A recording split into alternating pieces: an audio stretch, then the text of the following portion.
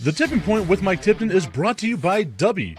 What is Dubby? Dubby is a clean energy drink that is made to give you focus with no crash, jitters, or angst like those other energy drinks have.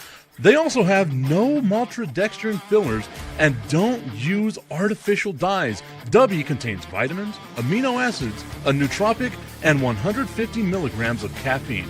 Dubby's products are made in the USA in an FDA-inspected facility that strictly adheres to GMP manufacturing guidelines. All of the flavors are unique and custom-made by Dubby, and you'll never taste our taste anywhere else. The best part about it is they're affordable. Dubby's drinks come out to about $1 per drink, much cheaper than Starbucks or any of those canned energy drinks. To learn more, visit w.gg.com/discount/MRTipton33 and place your order today. Use promo code MrTipton33 and save today. Dubby Energy, be better. What's going on, everybody? I want to tell you about my new friends over at Cleverman. Visit them online at becleverman.com. What they gave me was the energizing face and beard scrub along with the Cleverman face scrubber. And trust me when I say this, the energizing face and beard scrub smells amazing.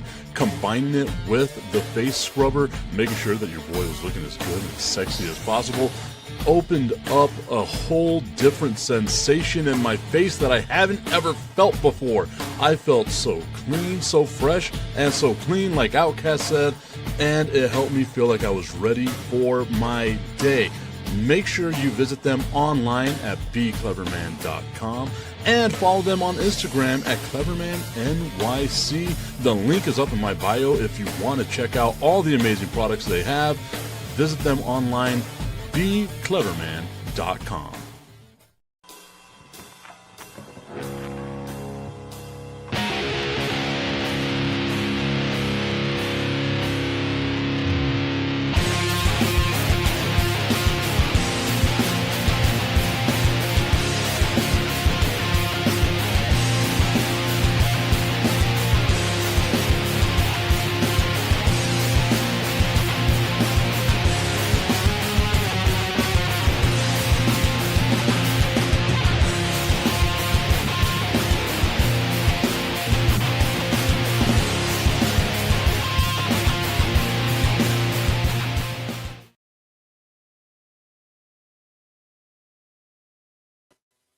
Probably should have added myself to the stage while I had the chance to do it, but here we are. It's time for the Tipping Point with Mike Tipton, hanging out with you here today on this Tuesday. Sorry I missed yesterday because of rain and stuff like that. I had to run to the stadium, pull the tarp off with the rest of the front office staff.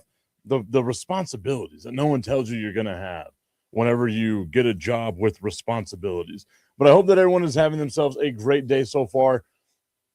Sports happened this weekend, huh? I didn't know. Like I all I watched was nothing but soccer. The World Cup has been super interesting. I don't know if you guys know this or not, but the H in Michael stands for huge soccer guy. So I didn't watch anything but soccer this entire weekend.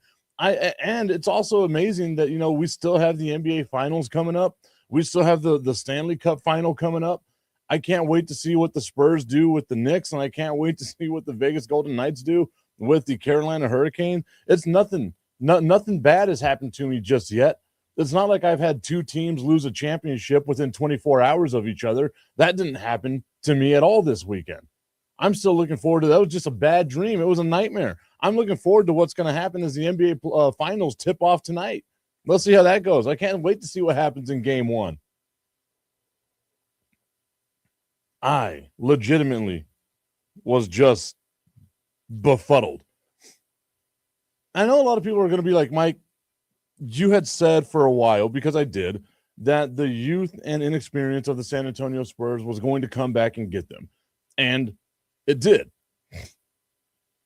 Tommy saying denial just is not just a river in Egypt, 1,000%. I am in 1,000,000% denial mode. But again, it's one of those things where I don't want to do I told you guys this was going to happen. Like, I'm hedging my bets, hardening my heart for what the inevitable is going to be. But I did. We kind of knew this was going to happen. The San Antonio Spurs youth I had told you was going to eventually get them. I didn't want it to happen in the finals, but it happened in the finals. And again, this is a great story for the city of New York. For the Knicks to win a championship is amazing, right? Like I love seeing, because basketball is king in New York City. So the Knicks, not the Nets, but just the Knicks winning a championship means so much to the city of New York. Wish it didn't happen at the expense of my favorite team. That's all, right? You know what I mean? And the same thing like Carolina Hurricanes. I've got love for North Carolina. Lived in North Carolina for a few years. Was happy to see that North Carolina wins a championship. Again, not at the expense of my team, not at the expense of the team that I like. Now, they could have done this against anyone else. Somebody had asked me the other day, right? Like, because in all honesty, I didn't get to really watch the San Antonio Spurs game because we had a soccer game at the stadium. I was producing the soccer game. You can go back, watch it on ESPN Plus. You can hear the commentator at the end of the game say, our producer, Mike Tipton. So it's hard for me to be able to watch the game while I'm producing a game, right? But I knew, because the amount of updates I was getting from people, letting me know what the score was.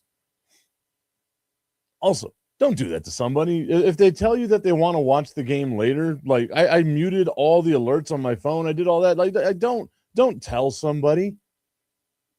We know what's going to happen eventually. Don't do that to us. But I go through, I do all the things that I'm supposed to do, and I get the alerts like, oh, hey, this is what's going on. This is the score. The Spurs were up by 15 or 16. I can't remember which one it was. And they choked away the lead again. And I sat here and I thought to myself, wow, the Spurs had the lead by double digits or more in the second half of every single game of the NBA Finals. But they couldn't close the door.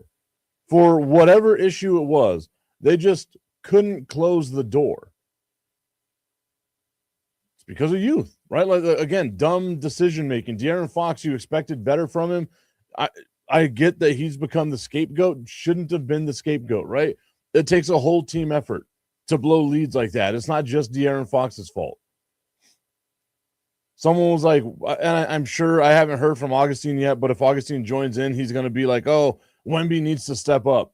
19 points, 14 rebounds, 5 blocks, 6 assists in an elimination game. Maybe you want more points from him. Well, that's a solid-ass performance. It was just the Knicks were the better overall team. And I said that going into this NBA Finals, right? Like, people were saying it's going to be either San Antonio or Oklahoma City. That's going to be the champion of the West.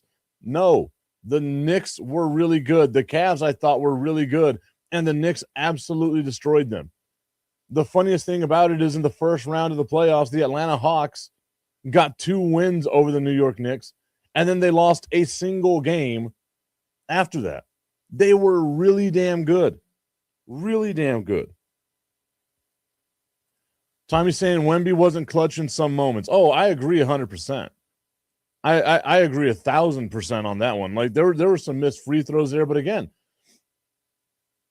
I know the other day whenever we spoke about this, Tommy, that you thought that I was talking about like a Michael Jordan thing, right? Like, how are they going to bounce back? Wemby's going to be that kind of guy that bounces back. No. What I was talking about was more the 2013 San Antonio Spurs, where they lose to Miami. Manu Ginobili goes to the free throw line. I want to say 30 seconds left, misses 2 free throws. Kawhi Leonard then goes to the free throw line with, I want to say, about 20 seconds or so left. Misses 2 free throws. Miami gets the ball, pushes, misses a shot. Bosh taps it out over to Ray Allen. Ray Allen hits the 3. Overtime. Heat win game 6. Heat go on and win game 7. And a lot of people forget that in game 7, Duncan has the ball right by the rim and misses just a little bunny, a little half hook. Missed that one 3 feet in front of the rim, which would have iced the game for the Spurs. Spurs wind up losing that series, and the way they bounced back in 2014, right? Best record in the West, dominated the Western Conference in the playoffs, get into the NBA Finals, and wind up having one of the largest margins of victory on average in an NBA Finals history, right? That's the type of bounce back that I was looking for. It's not the Jordan comparison, the Kobe comparison. We are way too early on that stuff. I know that we had a guest on Fire and Ice that had said if Wemby stays healthy, he could go down as the greatest of all time. You all know me. I hate doing that stuff. I feel like it's way too early. We shouldn't crown somebody before they've done anything because we've seen a ton of busts in sports history. It's just one of the things that happens all the time. I'm not going to say Wemby's a bust, but if Wemby gets hurt next year and that's the end of that, then yeah. Tommy laughing, giving me the face palm emoji. I want to see what happens. I've got two things here. If the Spurs can bounce back next year and be on the type of tear that they were on this year, let this motivate them. And they're able to bounce back and, dominate the Western Conference. Make it back to the NBA Finals. If they're able to do that, awesome. If they miss the playoffs next year, because something like this can be extremely back-breaking as well. If they miss the playoffs next year, you really have to consider blowing it up, right? Getting rid of De'Aaron Fox, getting rid of, all these other guys that you don't necessarily need. Wemby's going to be up for an extension, so I believe they're probably going to try to get that extension done as soon as they can. Dylan Harper has proven that he can get more of a role. So what do you do with like those larger money contracts? Do you try to go out and get somebody this offseason, right? I would have said go out and get Giannis, but I don't think I want to get Giannis. You know what I mean? I was making a joke, go out and get LeBron. I don't think I want LeBron. I want another veteran who can calm the team down. And I was talking to one of my friends the other day, Sal Montes, Salmo IV, if you listen to Sports Talk 600 ESPN El Paso, Sal Montes, and he made a great point to me. Said if Chris Paul was still there, maybe that would have been the thing to help the Spurs out. And I really had to think about that because I know that the Chris Paul thing is he's never won a championship. He's not good enough to win a championship, blah, blah, blah, blah, blah. But that veteran presence, being on the floor, being a ball handler who knows how to deal with pressure, that was what was killing the Spurs. And maybe, being able to facilitate and do the things like that, maybe that's what they needed.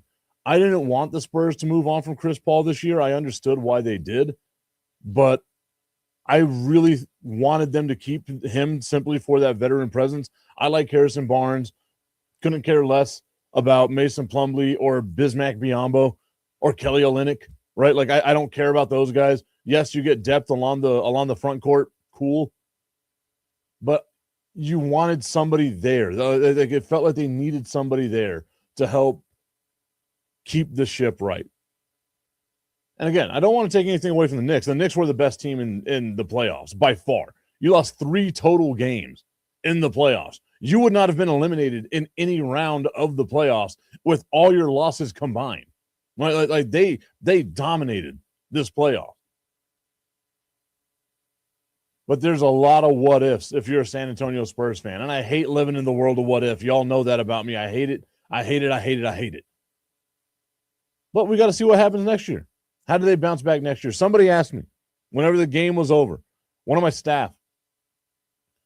She comes over to me. She's smirking because they all love whenever I'm in pain for whatever reason. And she's like, is this the saddest day of your life? And I was like, I've buried my mother, my brother, and my daughter. Of course this is the saddest day of my life. No, it's not. You all know me. I don't let sports dictate my mood. Maybe I should. Maybe I should be one of those sports fans, right? Like super annoying.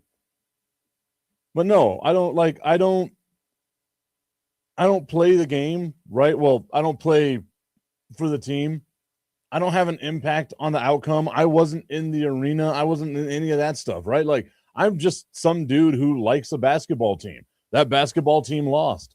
Damn, that sucks. You know what they've done the majority of my life? Not win a championship. Ray saying, good morning. Please don't be one of those fans. LOL. No, 1,000%. 1,000%. Like, it's, again, like I look at the law of averages, right? I've seen the San Antonio Spurs win a championship 5 times. 5. My oldest son was 2 years old, about to be 2 years old, the last time the Spurs won a championship. Would I like the Spurs to win a championship for him, like now that he's cognizant, now that my youngest son is also cognizant? Of course I would love that. Like, it would be nothing more than to be happy with something like that. However, as far as I'm concerned, I'm content, dude. Again, 21, 22 straight seasons of making the playoffs, 20, seasons plus of 50 or more wins. I've got nothing to complain about. Genuinely, I don't. They lost in the NBA Finals. Okay, that sucks. They've been to the finals 7 times in my life. I'm 41. Or 42. Jesus Christ, I forgot how old I am. But that means 35 years out of my life, they haven't made it to the finals, and 37 years out of my life, they've lost, not won a championship. Right? Like it's law of averages, man. I don't like, I get it. People want to drink your tears whenever you're sad. It's all that. Tommy said, because of you, I didn't go on social media and make fun of Spurs fans. Hey, I love that, man. I appreciate that. I got nothing but love for you, my dude. I know it had to be difficult for you. Ray saying, I have a pet peeve whenever people talk about the team they root for and say, we won a championship. Yeah, I guess I can see that. Tommy saying, you don't understand how annoying my friends and family are with the Spurs. No, I totally get that.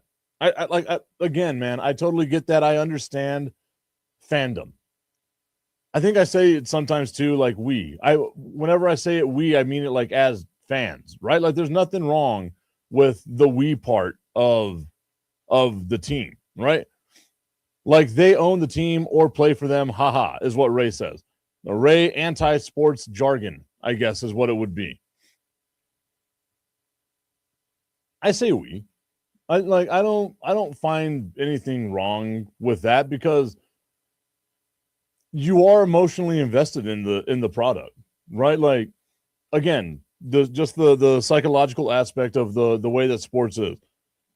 The reason why people root for sports as hardcore as they do, the reason why we like sports as much as we do, is because it fills an emotional void that we have that needs to have that presence in it. It is us supplementing the feel good we get from sports for something that is missing in our lives. So whenever people are a little more invested in it than, let's say, you and I are, we can't necessarily hate on them all that much because there's something there psychologically that is connecting them emotionally and mentally to whatever sports franchise it is that they root for. So I'm fine with people that have the we whenever it comes to like sports, because again, it is one of those things, right? And this is what I love about the sports community is the ability to say, I was there. I witnessed that. Whenever you're in a bar, right? Like, and your team wins a championship and you get to celebrate with other fans. I think that's super cool, right? Obviously not something I've been able to do in quite some time. I think it was 2009, the last time I got to celebrate with some fans. And it was whenever the Yankees won the World Series against the Phillies. Great job, Yanks. I was in Alaska by myself. No one cares about hockey in El Paso, so I was watching the Vegas Golden Knights win a championship by myself. It's that communal feeling, right? Of, oh, wow, this is going to get deeper than I intended it to. But in a world where we feel alone the majority of the time, even if we're surrounded by other people, for that brief moment in time, whenever your team wins a championship and you get to celebrate with other people, it really does kind of put things in perspective of maybe I'm not so alone today.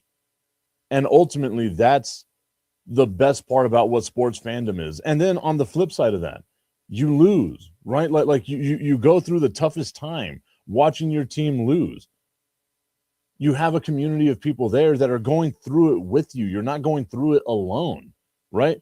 That to me is what I love the most. And a lot of people don't know this about me, but I did want to do sports psychology before I did any of this radio stuff. Like I love the psychology of sports from the athlete's perspective, from the fan perspective, and then from all of the breakdown perspectives of it whenever you look at, the way that the media portrays specific athletes and stuff like that. So I do love the psychology of sports. I know that's a little deeper than what I normally do on the show. My apologies for it, but I love the people that say we. Ray saying, my bad. That's true. I didn't think of it that way. No need to apologize, my dude. We're cool with it. We are cool with it. 2009 was a great year. I'm trying to think. Ray, you are a Lakers fan, right? Yeah. So Lakers won a championship 2009. That was the first of the back-to-back championships for the LA Lakers at that point in time. Tommy says, one day we will celebrate the boys' Super Bowl win together. Tip, hey, maybe this year. I texted my friends the other day because, again, going through the emotions. I watched in 24 hours, again, a rough 24 hours for your boy, the San Antonio Spurs lose in Game 5 of the NBA Finals, and then in Game 6 of the Stanley Cup Final, my Vegas Golden Knights also lose. Saturday, Sunday, less than 24 hours apart from one another is how this happened. I just texted my friends and was like, dude, this is rough. We're having a conversation back and forth, and then it popped in my mind, oh, my God, 2 years ago, Game 5 for the New York Yankees, Aaron Judge, fumbling the ball around, doing all that stuff. The Yankees lose a championship 2 years. So what that means is in the last 2 seasons, 2 years, I've had 3 teams that I cheer for lose in the championship. Thank God the Dallas Cowboys never give me hope, because it would be their thing to do it next. I hope and pray. That maybe one day the Dallas Cowboys will be good enough to maybe win something. But as of right now, thank you, Dallas Cowboys, for being absolute dog shit and not giving me any hope at all. Ray also saying, yes, sir. Oh, yeah, my daughter was born as well. Hey, that's awesome. That is cool, man. So she would be, Jesus Christ, I'm old. She's going to be 17 this year. Jericho was born in 2012. He's going to be 14 in August. We had, for any of my Socorro friends that are watching this is going to be a trigger warning for you. We had a ceremony for Jericho, my oldest son, who got accepted to a program, the Synergy program at Montwood High School. So accelerated learning, all that good stuff, was accepted to it. Had a program that he had to do last week. We go on Wednesday or Thursday for a pinning ceremony where they accept him into this program at Montwood High School. But Montwood High School was Socorro's biggest rival whenever I was a kid, back whenever Socorro was halfway decent at sports. And it just felt dirty being in Montwood High School. But I'm like, I will do anything for my kids. So here I am inside this dilapidated building. I'm trying to be mean, but I can't because I don't want my son to think bad about his high school. But just know, that's how much I love you, son, Jericho. That's how much I love you. That I'm okay with you being at Montwood High School. I'm going to have to, I have to join. I don't have to, I want to join a parents alumni association thing at Montwood High School. But before I do that, I'm going to join whatever the alumni association is at Socorro High School. And if they don't have one, I am going to create an alumni association at Socorro High School. I cannot join another school's alumni association other than UTEP, where I graduated from. But I can't join another high school's alumni association without doing my own high school's alumni association. Now, who knows? Maybe one day they get a broadcasting program. It becomes like the Mike Tipton School of Broadcasting, where I teach kids not to do what I do, be better than me, have more personality. You'll never sound as sexy as this guy does. Also, Ray, I did want to let you know I got your email, the work email. I will send you something else so we can work on some stuff. Maybe we get you in the building a couple of times this week and have ourselves a good old time. Oh. But there you go, guys. Like you got to drink my tears for a little bit. Both teams that I love and support have lost a championship in less than 24 hours. You throw the Yankees in there. I've got 3 teams that have lost a championship in 2 years. Again, thank you, Dallas Cowboys, for never, ever, ever giving me hope. What is it? Since 1996, they've been at 500 or just around 500. Thank you, Dallas Cowboys. You know what? A lot of teams out there, a lot of fans out there want to feel the highest highs, have to go through the lowest lows. Not us. Not us as Dallas Cowboys fans. You know what we do? We know this team is going to be mediocre. They might be 12-5 one season. Fuck, the next season, they're going to be 5-12. So what happened? It all balanced out. You look for the yin and the yang in sports, it's the Dallas Cowboys. Are you tired of riding the emotional roller coaster as a fan? Come. We will embrace you. As Dallas Cowboys fans, we will embrace you. Arms wide open, like Creed said. With arms wide open under the Jerry Dome. Oh, that's so stupid. I can't believe I just sang like that on this show. I sing a lot, so I can't mess around with it. But yes, you've drank my tears long enough. I'm not as sad as most people would expect me to be. Again, it is what it is. Sports are sports. The world moves on. I just wish that they would have done better, but we get to see it right now. It's just the tip of their greatness. I just want to put the tip in. It's time for Just a Tip. That would make me uncomfortable. Promise that it ain't too much, but just enough. Just a tip. Just a tip. Just the tip. Just the tip. It's time for Just the Tip.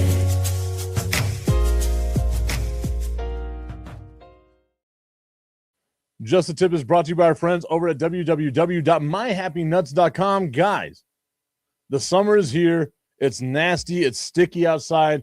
Get that comfort cream, slather it all over your boys, and make sure that you are feeling as comfortable as I am. I've got to walk around a stadium doing stairs all day long, 20,000 steps a day almost.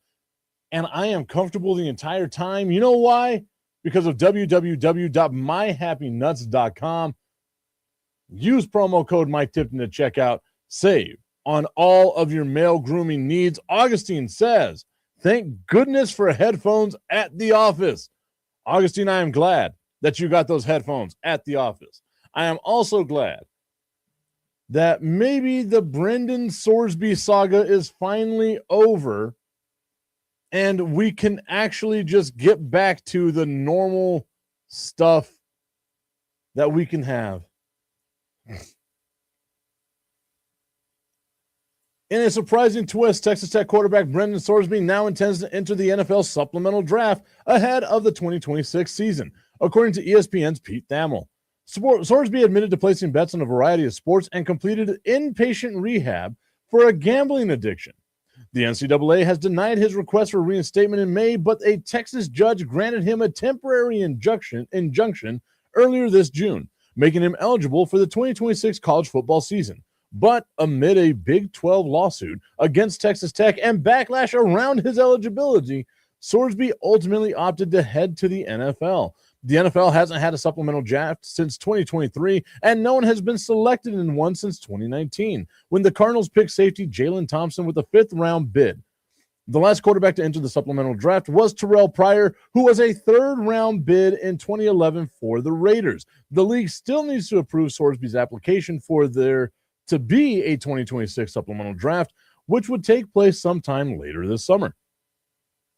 There's obviously a lot of questions yet to be answered. How did we get here, and how does the supplemental draft even work? What is Sorsby's value, and which team might Be active. That's a weird sentence for them to write. We tagged 8 experts to answer blah, blah, blah, blah, blah. Okay. Brendan Sorsby. But before I get to that, Augustine wants to say, are the Spurs the biggest choke job in NBA Finals history? And I ask because the leads they built in the first 2 quarters of the games and then losing. I could understand why you would say that. Like the Spurs, obviously, again, mentioned this a little bit earlier. They led by double digits in the second half of every single game in the NBA Finals and only found a way to win one, which is insanity, right? So, yeah, there is a little bit of a choke job there. But flip side again,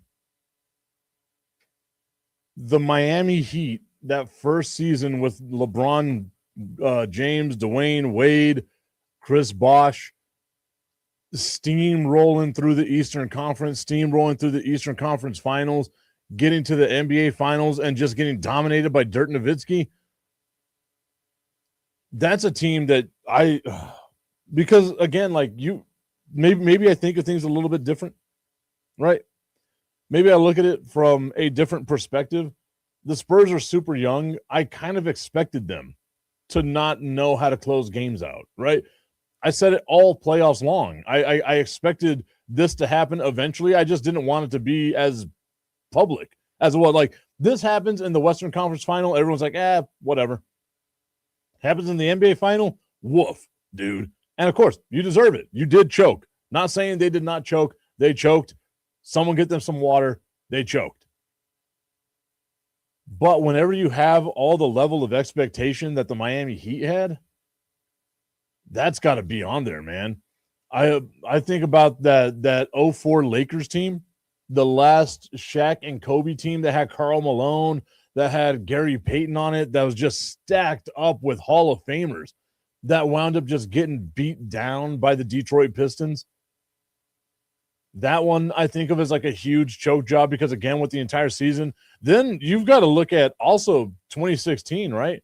The 73-9 Golden State Warriors running roughshod through the entire playoffs, having a 3-1 series lead, and then losing that to LeBron James and the Cleveland Cavaliers. Sure, you won the most games in the regular season in NBA history, but then you don't cap it with a championship. That's a huge choke job. So, yes, the Spurs choked, but I wouldn't say it's the biggest choke in NBA Finals history, dude. Like, that's it'll be up there, but I just gave you 3 right now that you've got to at least kind of scratch your head about because, again, nobody expected the Spurs to be here. Even as a Spurs fan, the entirety of the playoffs, I was like, we're playing with house money, right?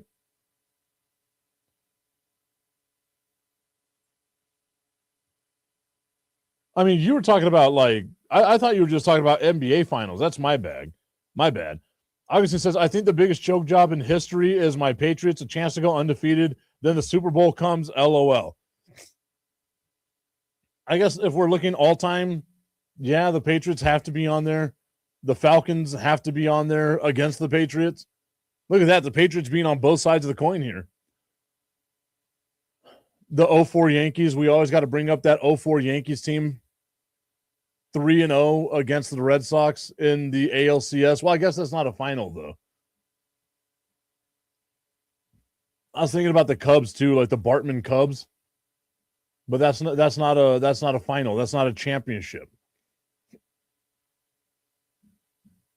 Yeah. I mean, if we're going hardcore back in the day, right, then the Baltimore Colts with Johnny Unitas losing to the New York Jets, I believe it was, with Joe Namath, the guarantee, right? Because everyone thought that the NFL was far superior to the AFL. What was the AFL? Whatever. Those, like, you know, whenever they still had the leagues kind of separated before they had the real merger that happened. So the Colts losing to the Jets. I want to say it was the Jets. I got to figure that out. That doesn't seem right to me because now they're in the same division.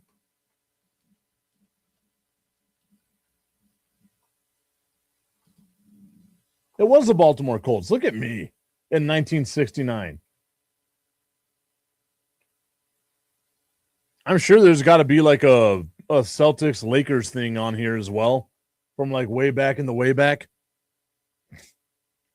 But I guess if we're talking like modern history where, you know, people can still write and remember things and it's not in black and white, then yeah, the Patriots have to be on that list. They got to be near the top of the list, both as winners and losers of the championship game.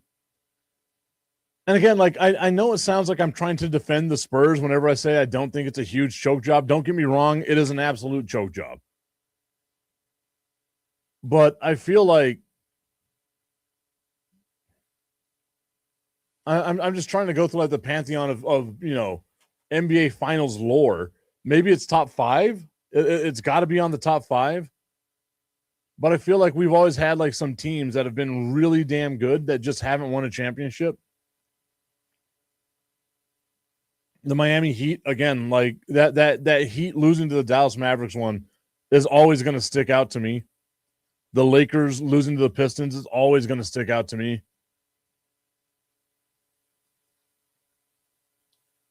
I want to see if I can get in my bag real quick. NBA champions since 2000. Looking at like the way these went. Lakers, Pacers, Lakers, Nets, Lakers, Sixers, Spurs, Nets, Lakers, Pistons. That we could say was an upset. Spurs, Pistons, that was fun. Mavs and Heat. If I'm not mistaken, the Mavs had some leads late in those games too, but wound up, I don't know if it was necessarily a huge choke job, but wound up losing those series to the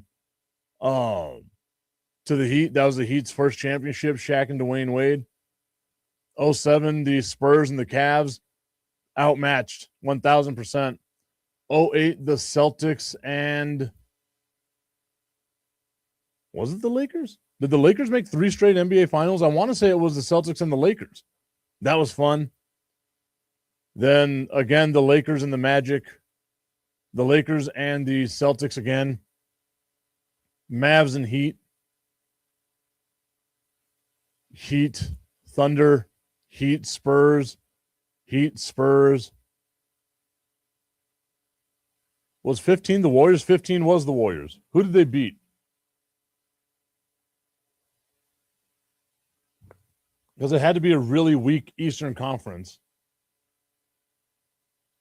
Was it the Cavs?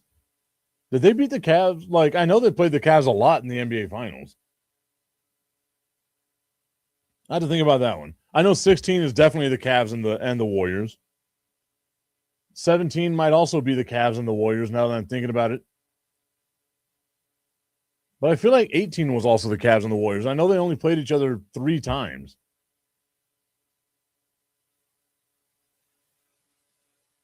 Why can't I think of who it was? I'm not gonna look it up right now because I don't want to see. I'm doing this for myself now. It's just a dude naming teams, right?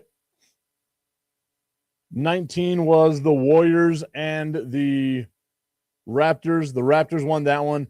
The Warriors were favored, but of course, Klay Thompson got hurt. Kevin Durant got hurt with the Achilles thing. The Raptors win their championship, so good for them. 2020, obviously COVID year, I want to say it was Heat and Lakers. Lakers win the championship there. 21. That's wild that it's closer, and I'm drawing a blank for 2021.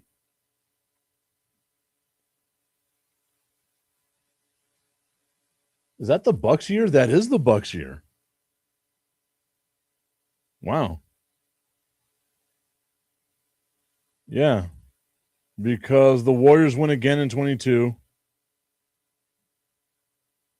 The Nuggets win in 23. The Celtics win in 25, I want to say. Yeah. Maybe I'm messing something up. Maybe you can help me out here, Kamish. But hey, I mean, 26 seasons having like 2 mess ups on it, that ain't bad. Especially for not even preparing for this thing. So now I'm going to go back and look and see what this is. And of course, I'm sure this is riveting as people just look at the useless basketball knowledge.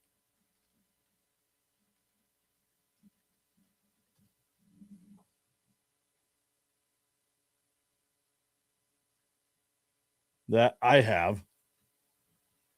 How you doing, Commish? Hope that everything is well for you. Augustine, I've been watching some World Cup. Been very interested in things that are going on with the World Cup.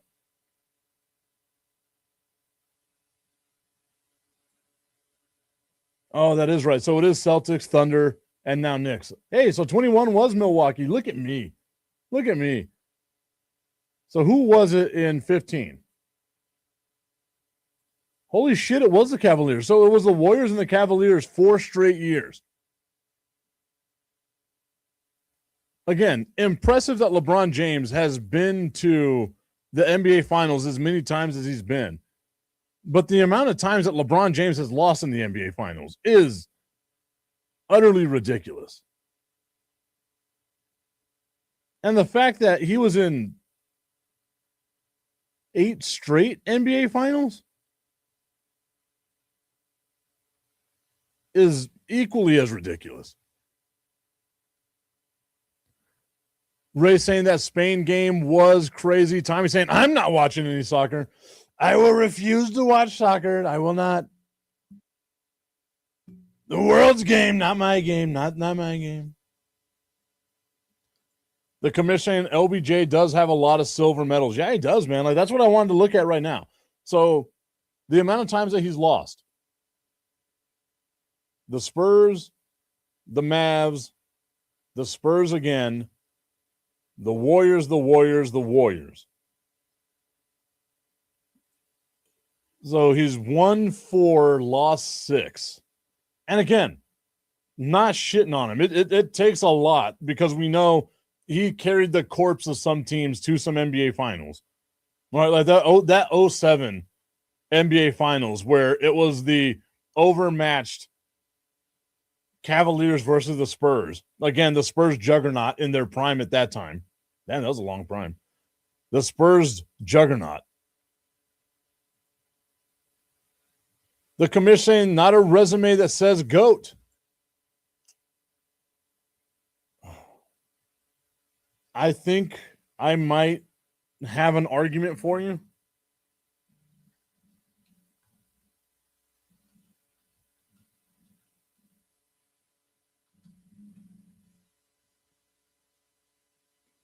Because Wilt Chamberlain lost 4 as well, right? Like he lost 4. I get it. LeBron lost more.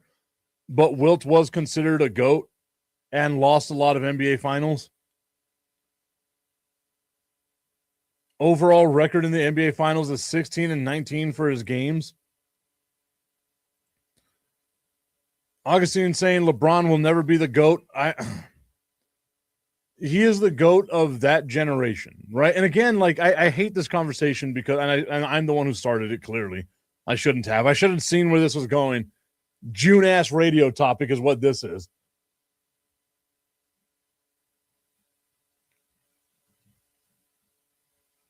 Augustine saying there's at least 10 players in front. That is a wild-ass list. Okay, Augustine, you did it. You got to let me know all 10. I know you can make a case for Jordan.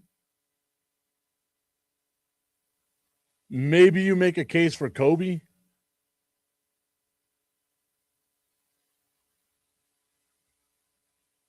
I'm dumbfounded as to who would be, because I always thought it was definitive that, like, especially our generation, I think a lot of other generations, it would be Jordan 1, LeBron 2. I always thought it was that, right? But to say that LeBron's not even top 10 is wild. Do you even basketball, bro? Like I'm trying to figure out what, like, I know you're doing a thing, but normally whenever you do a thing, you're a little more controlled than that. Like I would have expected you to say 5, right? And then I can make an argument like, okay, we can say Jordan, Kobe, maybe we put Shaq in there. Maybe we put Wilt Chamberlain in there. Maybe we put Steph Curry in there, right? Like there's 5 that we can maybe do. Destiny saying that Kobe is way above LeBron. That's a tough one. That is a tough one. Mainly because, yes, Kobe has a championship more than LeBron, but LeBron, again, statistically, the greatest to ever do it. The thing that saves Jordan in my mind when you look at all the LeBron stats and stuff like that is whenever Jordan retired, he was number 3 all time in scoring and played a total of 15 seasons. LeBron is number 1 all time in scoring and played a total of 23 seasons. So obviously you're going to have a lot more seasons there. Jordan maximized his window, LeBron not so much. But again, 8 straight finals is wild. I'm not arguing that Kobe wasn't great, but to say that he's that word way, right? 3 letters, but doing a lot of heavy lifting. He's way better than that. I don't know, man. I do not know. Destiny saying, remember what we spoke about the other day? LeBron tried to make his own super team. The others worked with what they had. The Lakers were a super team that was built on trades. Let's not forget that. Let's not forget that the Lakers that won their first three-peat were built specifically on trades. Shaq was traded to them. Glenn Rice was traded to them. Horace Grant was traded to them. I'm trying to think of that entire roster. I know they drafted Derek Fisher. Kobe was traded to them, but that was on draft day. Robert Horry was traded to them. Thinking of like all the guys that played on them, Eldon Campbell was drafted by them, but I think he was already gone by the time they won the championship. I think he was a part of that Kobe trade, now that I'm thinking about it. The commission saying Kobe is the closest clone to MJ. He's number 2 in my eyes, and I can see that. I can see that, right? I can see you saying that Kobe is slightly better than LeBron, and I will not fight you on that at all. But whenever you say the word way, they're way better than them. That's a lot of heavy lifting. And it means that it has to be absolutely definitive, beyond any measure at all, that this player is exponentially better than this other player, right? Like, I can sit here and say Tom Brady is a way better quarterback than Troy Aikman, and that is factual, right? But if I were to say that Tony Romo is a way better quarterback than Troy Aikman because of stats, now I have my caveat. Like, yes, but I've got to prove that he's better, right? Like now the burden of definition, the burden of proof is on me. Think of it like a courtroom, right? I say that Romo is way better than Aikman. I have all the stats to back me up, but you know what Aikman has? Rings. But I do think that Romo is a better statistical quarterback than Troy Aikman. I've said that a million times. It's always my caveat. Statistically is a better quarterback than Troy Aikman is. The commish saying, give me Bird over LBJ as well. Pure shooter, scorer, wasn't horrible on D. If I'm not mistaken, LeBron James has like 20,000 more points than Larry Bird has. Let's look at this.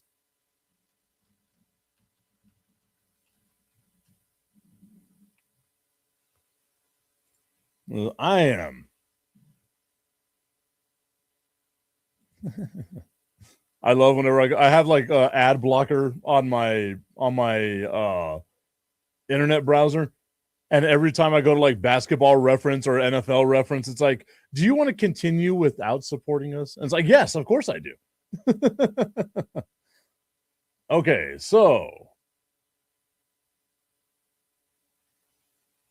where is our guy Larry Bird at?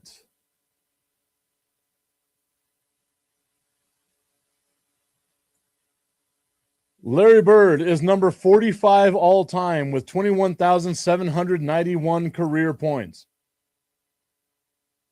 LeBron James, obviously number 1 all time with 43,440. Doubles. Larry Bird. I get it. Larry Bird was a great scorer. But. And you say that he was also what now?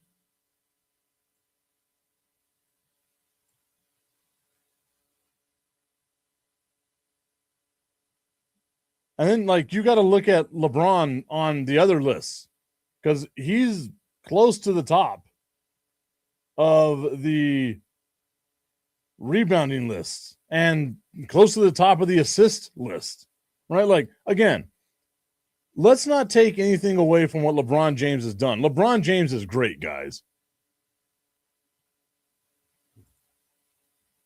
Dude played like 23 years. Of course his stats are better than everyone's. Again, okay, why was that not brought up when Kareem played 22?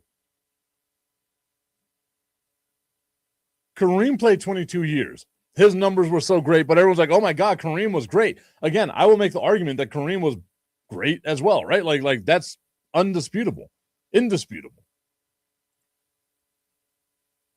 Think about that. A quarter of a century. He better have all the records. No, but just, and I get what you're saying, Augustine. I'll get to that and just going through some of the comments real quick. Ray saying, sorry, Kobe is a teeny tiny bit better than LeBron. Troy Aikman had a better supporting cast is what Augustine is saying. No one is saying LeBron isn't good. We are arguing that simply put, he isn't the GOAT. And I agree with you. I don't think he's the GOAT. I agree with you. I don't think he's the GOAT, and he never will be, is what Augustine says. But to say that Larry Bird is better than LeBron is wild to me, man. And again, I get it. We can talk about how long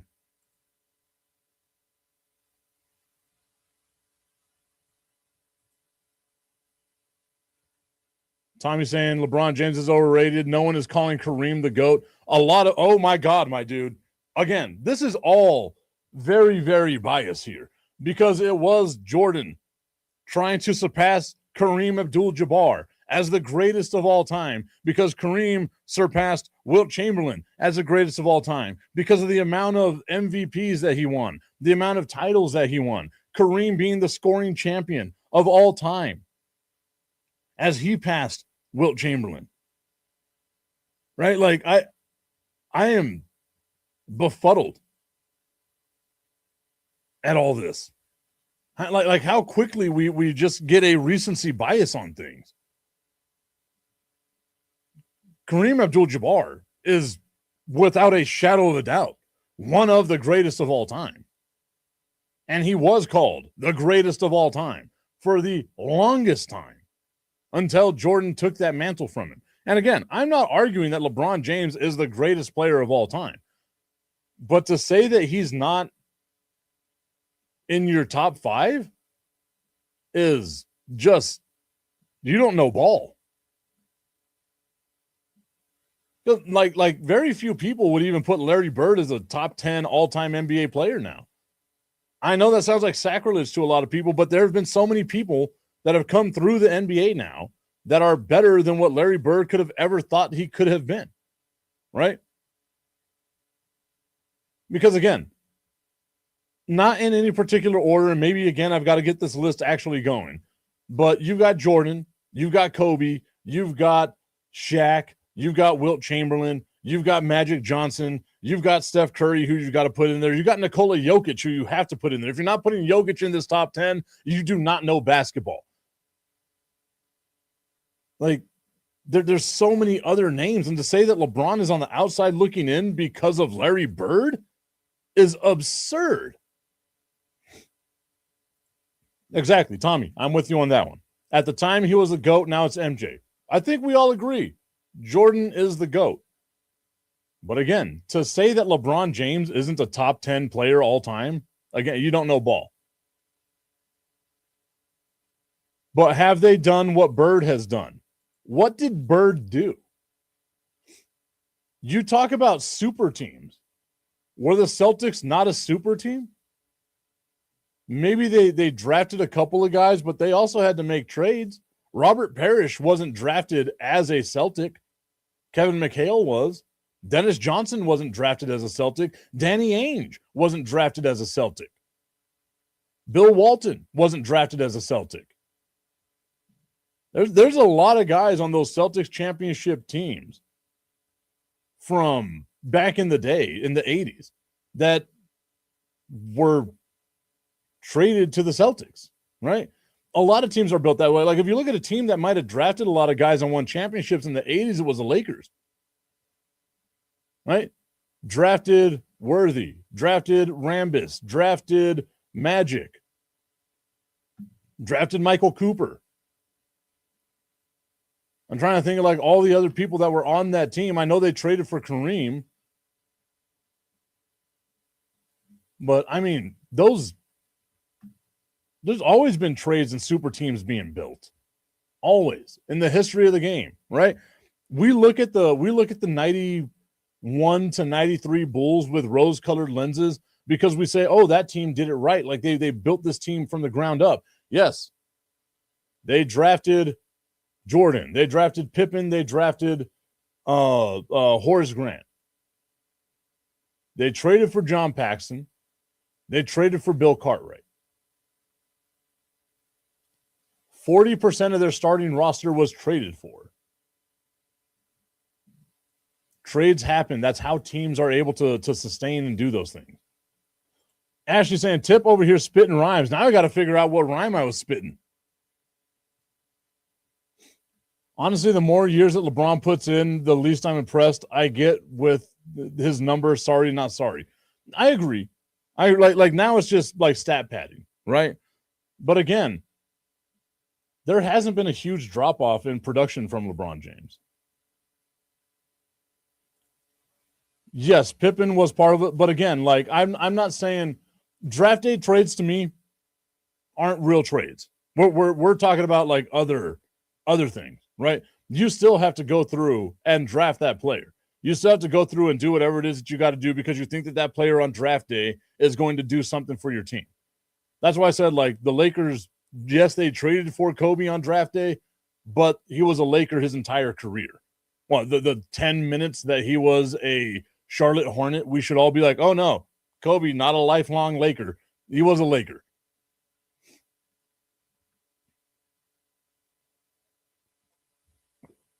I love this conversation. I hate that I have to end the show, though. But I got to do what I got to do, y'all. Hey, I want to thank everyone so much for the love and support. I know it was a tough weekend for just my radio family. We all met up this weekend at King's X, and we had ourselves a great time saying goodbye to our friend David.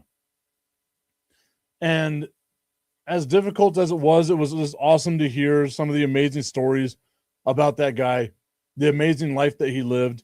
And I am beyond happy that we were able to get together as a group.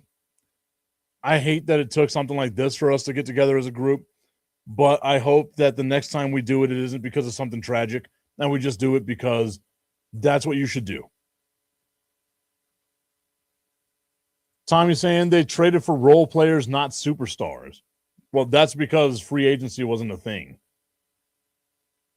As long as free agency's been around, they've been able to do that. And the Bulls did trade for a superstar named Dennis Rodman. We forget about that. And if you tell me Dennis Rodman wasn't a superstar, you're drunk. Because even in Chicago, I think the name Dennis Rodman was more synonymous with a lot of other stuff and more in pop culture than maybe Michael Jordan was for a small period of time, just because of how crazy and outlandish Dennis Rodman was. God, I miss those days. The Spurs never trade for superstars. Do they? Trying to think when was the last time the Spurs traded for a superstar. I would have thought it was De'Aaron Fox, but De'Aaron Fox apparently doesn't know how to play basketball in the last 2 minutes of a game whenever it comes down to winning a championship. I'm not salty at all. I just got to leave